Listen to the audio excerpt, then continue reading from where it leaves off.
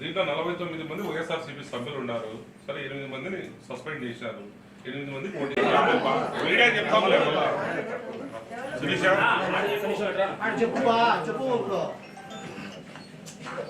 Commissioner గారికి వినతి పత్రం ఇవ్వడం జరుగుతుంది. ఆమోదించినారా లేదా అనే విషయం ఎవరన్నా ఒకవేళ తక్కువ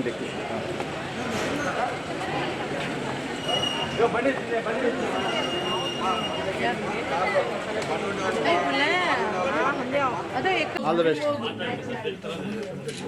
చేశారా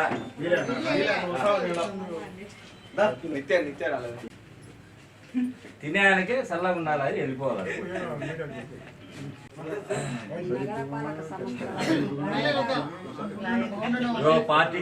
నమస్కారం. ఈరోజు సర్వసభ్య సమావేశం జరిగిన సర్వసభ్య సమావేశాన్నిలో జరిగినటువంటి అంశాలను ఆమోదం తెలిపి ప్రభుత్వానికి నివేదిక ఇవ్వాల్సినటువంటి అవసరం ఉంటుంది. కాబట్టి అది ఇంతవరకు పంపకుండా అధికార పార్టీకి కమిషనర్ గారు తొత్తుగా వ్యవహరిస్తూ మేము చెప్తే, ఎందుకంటే ఉదయం నుంచి కూడా ఆ రోజు సభలో జరిగిన అంశాలన్నీ కూడా మీరు అందరూ కూడా చూడడం జరిగింది.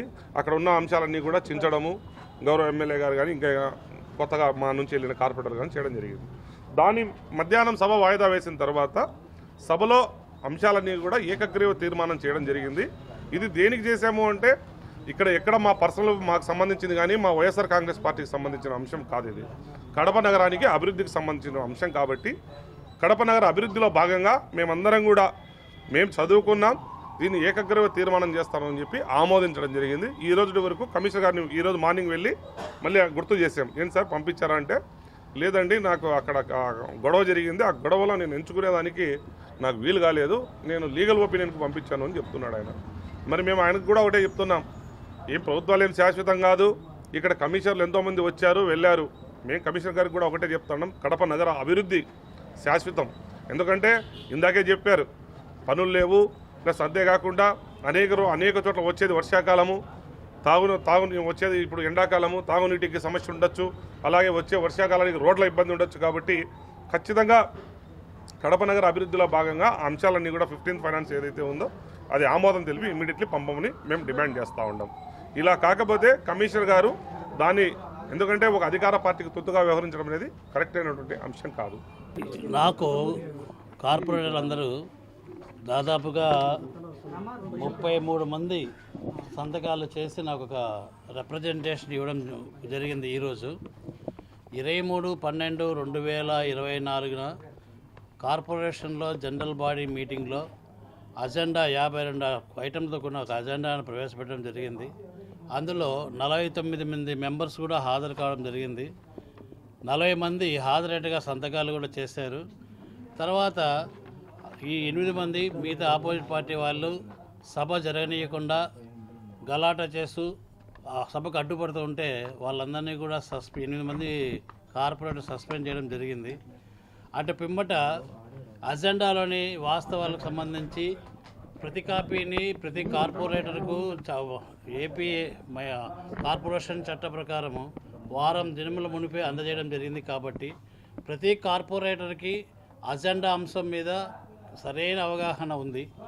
అజెండాలో ముఖ్యమైనటువంటి 15వ ఫైనాన్స్ కమిషన్ సంబంధించినటువంటి నిధులు ఏ విధంగా ప్రజలకు సౌకర్యార్థం వినియోగించాలా, ఏ విధంగా ప్రజలకు సౌకర్యంగా ఆ యొక్క నిధులన్నీ కూడా సద్వినియోగం చేయాలా, ఏ దేనికి ఎంత అలాట్మెంట్ చేయాలనేది కూడా ఈ యొక్క అజెండాలో పొందుపరిచి ఉన్నారు.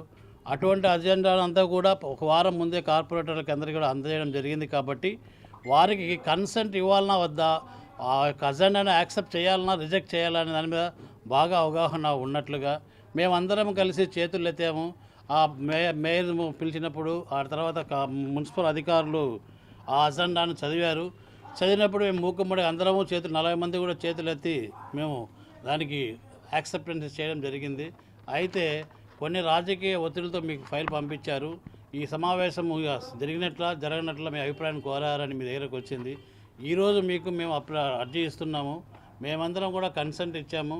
ఇది యొక్క సంబంధించినటువంటి బడ్జెట్ పూర్తిగా ఈ 15వ ఫైనాన్స్ కమిషన్ సంబంధించిన నిధులు కాబట్టి ప్రజల సౌకర్యం కోసం సేవ చేసేదానికి కూడా మీరు చట్ట ప్రకారం నిర్ణయం తీసుకొని ప్రజలందరికీ న్యాయం చేయమని కోరినారు. నేను కూడా చదివి చట్టం చూసి చట్ట ప్రకారంగా ఒపీనియన్ కార్పొరేషన్ కానీ ఇవ్వడం జరుగుతుంది. అది ఒపీనియన్ కాన్ఫరెన్స్లు కాబట్టి ఇప్పుడు ప్రకటించడం కుదరదు. ఒక ఉద్రిక్త వాతావరణం వల్ల మనం అజెండా ఐటమ్ ఏదైతే ఉందో ఆ ఐటమ్స్ని డిస్కస్ చేసే పరిస్థితి లేకుండా ఉండింది. ఆ డిస్కస్ చేయకపోవడంతో ఒక్కొక్క ఐటమ్ మనకి 52 ఐటమ్స్ దాకా ఉన్నాయి అజెండా ఐటమ్స్. ఆ 52 ఐటమ్స్ని కూడా ఒకదాని తర్వాత ఒకటి చదివి అందరి దగ్గర ఓటింగ్ తీసుకొని సమ్మతమైన కౌన్సిల్కి దాని మీద డిస్కషన్ ఏంటి అన్నది జనరల్గా జరిగే ప్రక్రియ. కాకపోతే ఈ ప్రక్రియ ఏదైతే ఉందో మనకి డెమోక్రటిక్గా ప్రజాస్వామ్యంలో చేయాల్సినటువంటి డిస్కషన్ అన్నటువంటిది ఈ కౌన్సిల్లో జరగాలి. అది జరగాల్సిన సమయంలో మనకి ఈ ఉద్రిక్త వాతావరణం ఉండడం వల్ల అది చేయలేకపోవడం జరిగింది. దానివల్ల ఈ 52 ఐటమ్స్ కూడా వాటి యొక్క పరిస్థితి ఏంటి, ముందరికి వెళ్ళాలా లేదా అన్న దాని గురించి ఒక కన్ఫ్యూజన్ ఏర్పడింది. దాన్ని మీటింగ్ జరుగుతున్న సమయంలో చివరిగా మీటింగ్ ముగుస్తున్న సమయంలో మేయర్ గారు దాన్ని ఈ అంశాలన్నింటినీ కూడా ఆమోదిస్తున్నాము అని ప్రకటించడం జరిగింది. అయితే ఆమోదించమని చెబుతూ కూడా చేతులు ఎత్తమని జరిగింది. కొంతమంది కార్పొరేటర్స్ దానికి చేతులు ఎత్తడం కూడా జరిగింది. మనం దానికి సంబంధించినటువంటి వీడియో షూటింగ్స్ అవి కూడా చూసాము. దీనికి సంబంధించి ఎంతమంది ఈ అజెండాని ఆమోదం తెలుపుతూ చేతులు ఎత్తారన్నది ఒక డౌట్గా ఉంది. దానికి తోడుగా ఏవైతే ఐటమ్స్ ఉన్నాయో ఒక్కొక్క ఐటమ్ చదివి మనము డిస్కషన్ చేసి దాని మీద ఓటింగ్ జరపాల్సిన అవసరం ఉంటుంది జనరల్గా. కానీ అందరూ ఓటింగ్ చేశారు అని అంటే దాన్ని మనం ఆమోదించడం జరుగుతుంది. సో ఈ 23వ తేదీన జరిగిన దాంట్లో ఎంతమంది దానికి ఆమోదం తెలుపుతూ ఓటింగ్ వేశారు అన్న విషయము ఒక క్లారిటీ రావట్లేదు మనకున్న వీడియోల ప్రకారం కానీ ఆ డిస్కషన్ ప్రకారం కానీ. సో ఇలా ఒక కన్ఫ్యూజన్ ఉన్న సమయంలో ఆ డెసిషన్ ఏమి తీసుకోవాలి, ఆ 52 అంశాలు ఆమోదింపబడ్డాయా లేదా అన్నది క్లారిటీ కోసం, ఒక లీగల్ ఒపీనియన్ కోసం మనము స్టాండింగ్ కౌన్సిల్కి రాయడం జరిగింది. ఈ విధంగా గొడవ జరగడం వల్ల డిస్కషన్ చేయలేకపోయాము. ఓటింగ్ కూడా గందరగోళం మధ్యన జరిగింది. ఆ ఓటింగ్లో ఎంతమంది దానికి ఆమోదం తెలిపారు, ఎంతమంది తెలపలేదు అన్న విషయం మనం కరెక్ట్గా అసెస్ చేయలేకపోతున్నాము. సో ఇటువంటి సమయంలో మేయర్ గారు చెప్తున్న దాన్ని బట్టి అండ్ ఆ తర్వాత కార్పొరేటర్లు వచ్చి చెప్తున్న దాన్ని బట్టి మనము దాన్ని ఆమోదం తెలపచ్చా, లేక కౌన్సిల్లో జరగాల్సిన డిస్కషన్ అండ్ కౌన్సిల్లో జరగాల్సిన ఓటింగ్ జరగలేదు కాబట్టి దాన్ని మనము మళ్ళీ ఒకసారి పెట్టుకొని మళ్ళీ ఆమోదం తెలుపుకోవాల్సిన అవసరం ఉంటుందా అన్న విషయాన్ని మనకు ఒక క్లారిటీ రావాల్సి ఉంది. దాన్నే మనం లీగల్ ఒపీనియన్ కోసం రాసాము. ప్రొసీజర్ అన్నది ఏంటి అన్న దాని మీద ఒక క్లారిటీ మనకు రావాల్సిన అవసరం ఉంది. క్లియర్గా మనకున్న యాక్ట్లో ఇలా జరిగితే ఇలా చేయాలి, ఇలా జరిగితే ఇలా చేయాలన్నటువంటి ఒక డీటెయిల్డ్ యాక్ట్ అన్నది మనకి లేదు. ఆ రూల్స్ అన్నది డీటెయిల్డ్గా లేవు.